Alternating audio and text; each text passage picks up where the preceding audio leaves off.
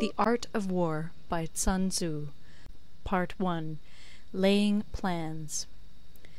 SunTzu said, "The art of war is of vital importance to the state. It is a matter of life and death, a road either to safety or to ruin. Hence it is a subject of inquiry which can on no account be neglected. The art of war, then, is governed by 5 constant factors, to be taken into account in one's deliberations, when seeking to determine the conditions obtaining in the field. These are 1. The moral law, 2. Heaven, 3. Earth, 4. The commander, 5. Method and discipline. The moral law causes the people to be in complete accord with their ruler, so that they will follow him regardless of their lives, undismayed by any danger. Heaven signifies night and day, cold and heat, times and seasons. Earth comprises distances, great and small, danger and security, open ground and narrow passes, the chances of life and death. The commander stands for the virtues of wisdom, sincerity, benevolence, courage, and strictness. By method and discipline are to be understood the marshalling of the army in its proper subdivisions, the graduations of rank among the officers, the maintenance of roads by which supplies may reach the army, and the control of military expenditure. These 5 heads should be familiar to every general. He who knows them will be victorious. He who knows them not will fail. Therefore, in your deliberations, when seeking to determine the military conditions, let them be made the basis of a comparison in this wise. 1. Which of the 2 sovereigns is imbued with the moral law? 2. Which of the 2 generals has most ability? 3. With whom lie the advantages derived from heaven and earth? 4. On which side is discipline most rigorously enforced? 5. Which army is stronger? 6. On which side are officers and men more highly trained? 7.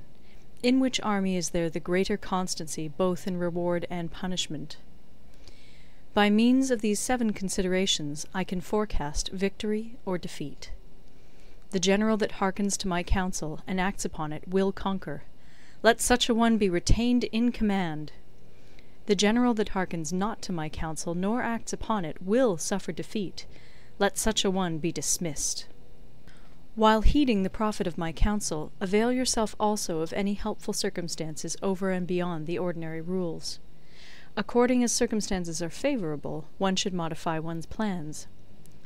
All warfare is based on deception. Hence, when able to attack, we must seem unable. When using our forces, we must seem inactive. When we are near, we must make the enemy believe we are far away. When far away, we must make him believe we are near. Hold out baits to entice the enemy.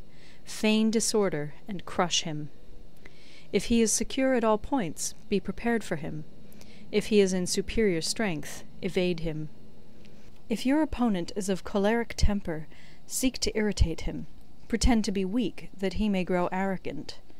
If he is taking his ease, give him no rest. If his forces are united, separate them.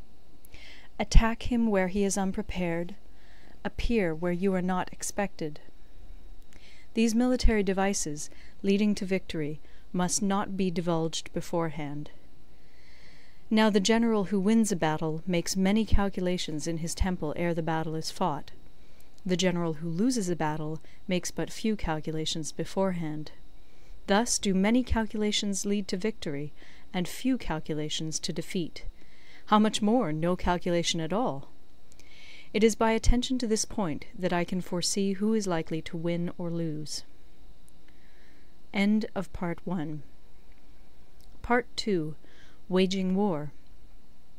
SunTzu said, "In the operations of war, where there are in the field 1,000 swift chariots, as many heavy chariots, and 100,000 mail-clad soldiers, with provisions enough to carry them 1,000 li, the expenditure at home and at the front, including entertainment of guests, small items such as glue and paint, and sums spent on chariots and armour, will reach the total of 1,000 ounces of silver per day. Such is the cost of raising an army of 100,000 men. When you engage in actual fighting, if victory is long in coming, then men's weapons will grow dull and their ardour will be damped. If you lay siege to a town, you will exhaust your strength. Again, if the campaign is protracted, the resources of the state will not be equal to the strain. Now, when your weapons are dulled, your ardour damped, your strength exhausted, and your treasure spent, other chieftains will spring up to take advantage of your extremity. Then no man, however wise, will be able to avert the consequences that must ensue.